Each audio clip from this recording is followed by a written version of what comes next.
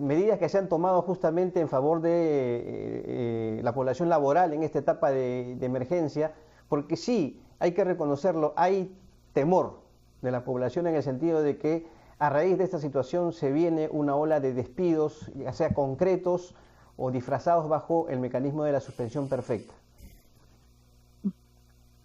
Bien, Carlos, Omar, estamos enfrentando una crisis global que está afectando a muchos países a partir de las cuarentenas que se han ido adoptando y la suspensión de actividades económicas, lo que apareja naturalmente un impacto en el empleo.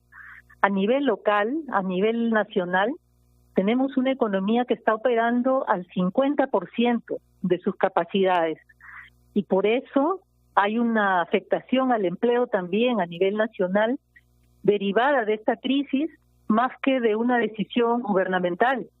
Y eso es muy importante tenerlo en cuenta. A partir de esta situación que busca contener la propagación del virus y al mismo tiempo preservar los empleos, el gobierno ha adoptado decisiones que en su momento tienen que valorarse. La primera de ellas es que durante los primeros 30 días de la cuarentena, la opción gubernamental fue que todo empleador asuma una licencia con goce de haber para todos sus trabajadores.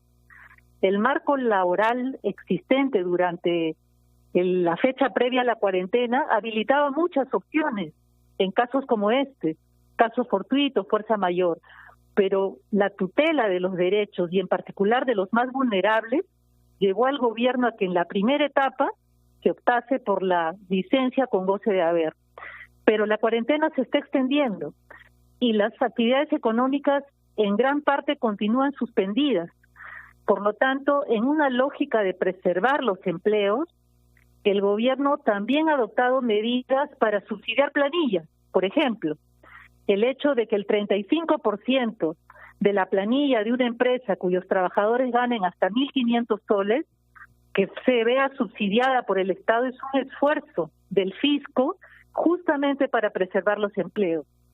Pero en la medida en que podamos contener el virus, podamos adoptar estas medidas de distanciamiento social, de higiene, entre otras cosas, la reactivación económica estará más cerca y al activarse el conjunto de actividades económicas y laborales se va a ir contrarrestando los efectos de esta paralización de actividades por estos hechos, digamos, de la salud.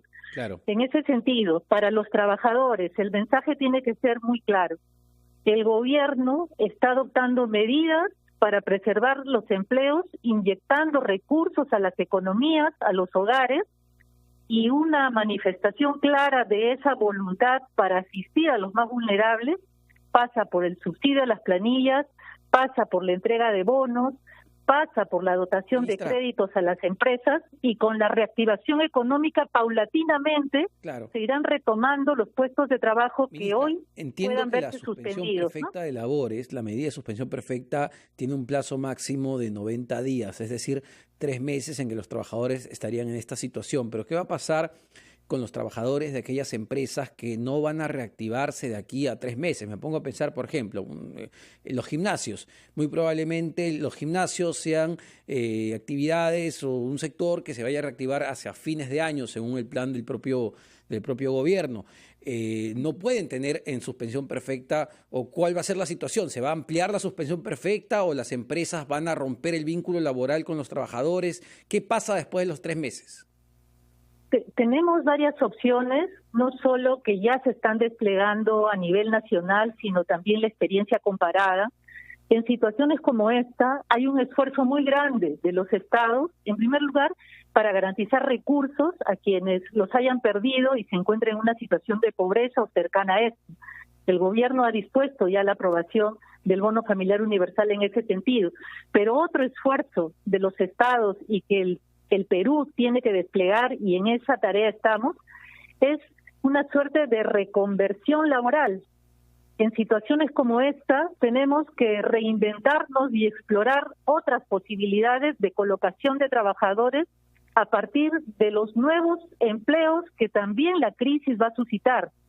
Pongámonos, por ejemplo, en el terreno de todo el ámbito de las tecnologías de la información y las comunicaciones. Claro, pero mi Cada pregunta vez va a ser iba al más tema ya un poquito intensa más esa legal, actividad. ¿no? Una empresa que está en suspensión perfecta, después de los 3 meses puede romper el vínculo laboral con los trabajadores. ¿Eso va a estar permitido? ¿Cuál va a ser la situación legal ahí?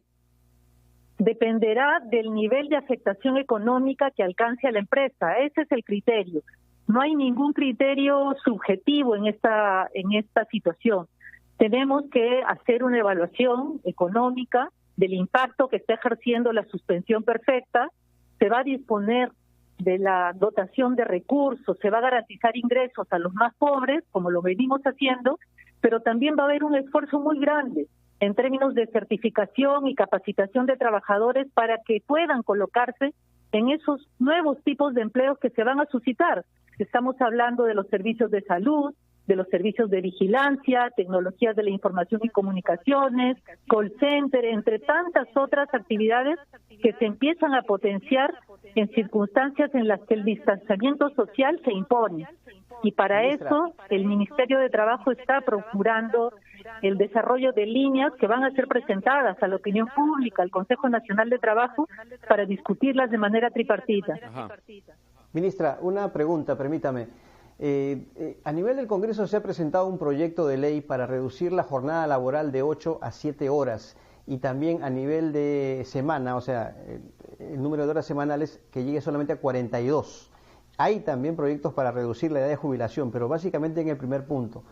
¿Qué opina? ¿Está de acuerdo con una propuesta así o le parece, no sé, que llega ya al nivel populista?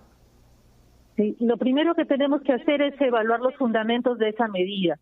En otras realidades, en etapa pre-cuarentena o pre-pandemia, hay países que han adoptado por reducciones de jornada para facilitar la movilidad de los trabajadores y la colocación de los trabajadores en áreas, en ámbitos en los que esto es posible, e incluso a veces las reducciones de la jornada en otras experiencias nacionales ha permitido la colocación de trabajadores con un mayor número, pero este es un escenario completamente distinto. Tenemos que medir el impacto de esa medida en términos económicos y en términos de oportunidades laborales. Ese es un aspecto que todavía está en evaluación. No se trata únicamente, perdón, aquí de reducir la jornada laboral por el tema de la pandemia, sino por otros aspectos, según el proyecto, por ejemplo, mejorar el contacto o la relación con la familia, el tiempo con los hijos, en fin. Sobre ese fundamento se basa este proyecto. Sin embargo, la valoración que tiene que hacer el Ejecutivo se va a circunscribir a aspectos técnicos en primer orden. Tenemos que evaluar, tenemos que aquilatar respecto del número de demandantes de empleo que va a suscitar la pandemia en las próximas semanas y las ofertas de trabajo que van a estar disponibles. Este es un criterio que tiene que estar en el análisis. Además, la duración de las jornadas de trabajo, sin duda, pueden coadyuvar a la conciliación de la vida laboral y familiar, y ese es otro aspecto que también tiene que entrar en el análisis. Pero de momento no voy a adelantar opinión porque las áreas técnicas están preparando los informes sobre el particular. Como ustedes saben, el día martes he sido invitada a la Comisión de Trabajo del Congreso y creo que allí habrá un espacio para la discusión de este y otros temas con los señores congresistas. Ministra, una consulta. El presidente de la República anunció la última vez, en la última conferencia de prensa, que en Consejo de Ministros se había aprobado un decreto de urgencia que iba a permitir que todos los afiliados al sistema privado de pensiones puedan retirar 3.000 soles. Esto antes, evidentemente, de que se promulgara la ley que permite el retiro del 25% por el lado del Parlamento. Ese decreto de urgencia ya fue, se ha descartado porque había sido aprobado, no hemos sabido nada. ¿Qué ha pasado con eso? Sí, esa discusión tuvo lugar en Consejo de Ministros, la decisión fue aprobada por el Consejo en pleno. Tenemos allí la circunstancia de la aprobación de la norma ya promulgada por el Congreso de la República. El día de hoy tenemos una sesión de Consejo de Ministros a las 9 de la mañana y sin duda este es un tema que se va a poner sobre la mesa. Ah, bueno, entonces no ha sido descartado. Todavía los afiliados podrían retirar además del 25% 3.000 soles más. Lo que tenemos que hacer es conciliar el objetivo de las decisiones del Ejecutivo y del Legislativo. Siempre hemos pensado que cualquier iniciativa relacionada con las pensiones en el Perú tiene que ser una iniciativa sustentada en aspectos técnicos y en aspectos sociales.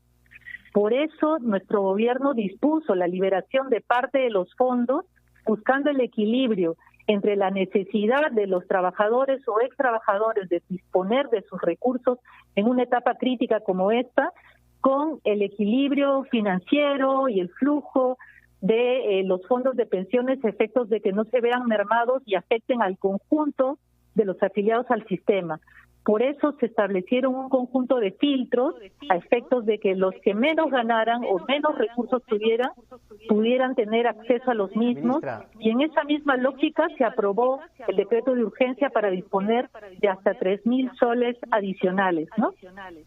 Ministra, ¿no hay un distanciamiento entre Ejecutivo y Congreso por este tema del retiro de fondos de las AFPs, más aún si no está descartado el decreto de urgencia?